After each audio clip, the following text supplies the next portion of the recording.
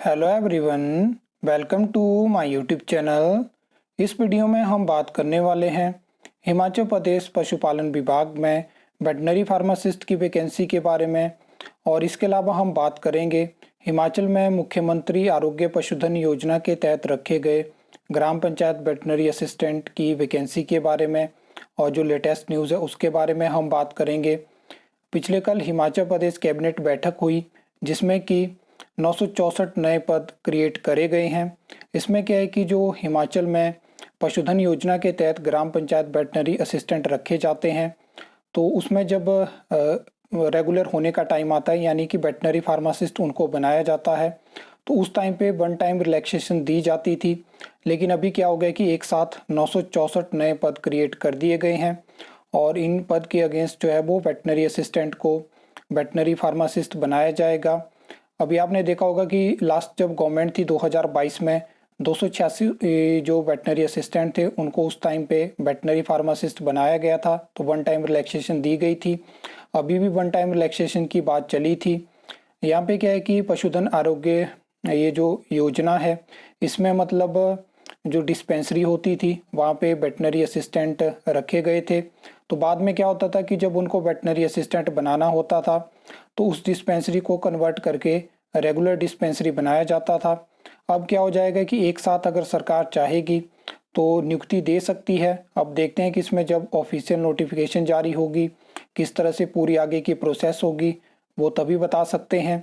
इसके अलावा veterinary pharmacist की आप लेटेस्ट आरटीआई रिप्लाई की बात करो तो ये आप देख सकते हो। इसका आप स्क्रीनशॉट भी लेके रख सकते हो क्योंकि फर्दर ये चेंज होने वाला है।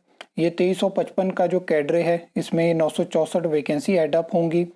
और यहाँ पे अगर हम बात करें तो बैच वाइज रिक्रूटमेंट आपको 44% देखने को मिलती थी, डायरेक्ट रिक्रूटमेंट 44% थी और जो प्रमोशन से होती थी क्लास 4 से वहाँ पे 12% थी।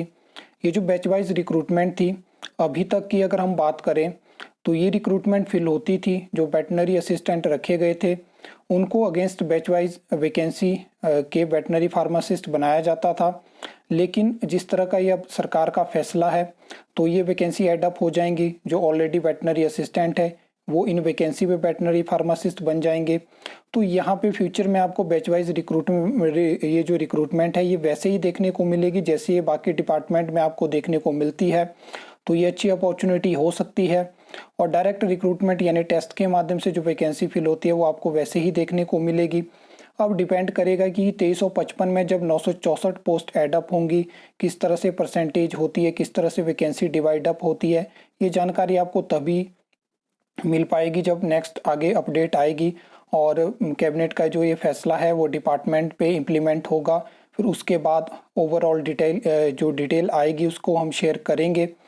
और यहाँ पे अब ये अच्छी बात होगी कि फर्दर आपको अगर टेस्ट देखने को मिलता है तो वहाँ पे आपको कोई दिक्कत नहीं आएगी। अदरवाइज़ ऐसा था कि जब टेस्ट की रिक्रूटमेंट आती थी तो वेटनरी असिस्टेंट की तरफ से केस हो जाता था क्योंकि उनका मानना था कि जब डायरेक्ट रिक्रूटमेंट की वैकेंसी आती है तो हमारी भी बैच वाइज रिक्रूटमेंट आनी चाहिए। लेकिन ये जो है वो अब हल हो चुकी है चीज़। एक चीज़ और देखने वाली यहाँ से होगी कि क्या फर्दर हिमाचल में सरकार वेटनरी असिस्टेंट की रिक्रूटमेंट करेगी। अगर सरकार अब फर्दर रिक्रूटमेंट नहीं करती है तो ये मसला अब हल हो चुका है। और ये जो 964 पद हैं इसके साथ अभी जो कोर्ट केस वगैरह होते थे ये सब चीज़ें ख़त्म हो जाएंगी और आगे स्मूथली जो है वेटनरी फार्मासिस्ट की आपको रिक्रूटमेंट चाहे वो बैच वाइज हो चाहे वो डायरेक्ट रिक्रूटमेंट है वो देखने को मिला करेगी। अब नेक्स्ट जब जानकारी आएगी अब उसमें कितना समय लगता है, 1 महीना लगता है, 2 महीने लगते हैं, उसके बाद ही मैं आपको वो जानकारी दे पाऊँगा। आई होप आपको ये वीडियो अच्छी लगी होगी, इन्फॉर्मेटिव लगी होगी। तो वीडियो को लाइक कमेंट शेयर कर सकते हो, चैनल को सब्सक्राइब कर सकते हो फर्दर न्यू अपडेट्स के लिए।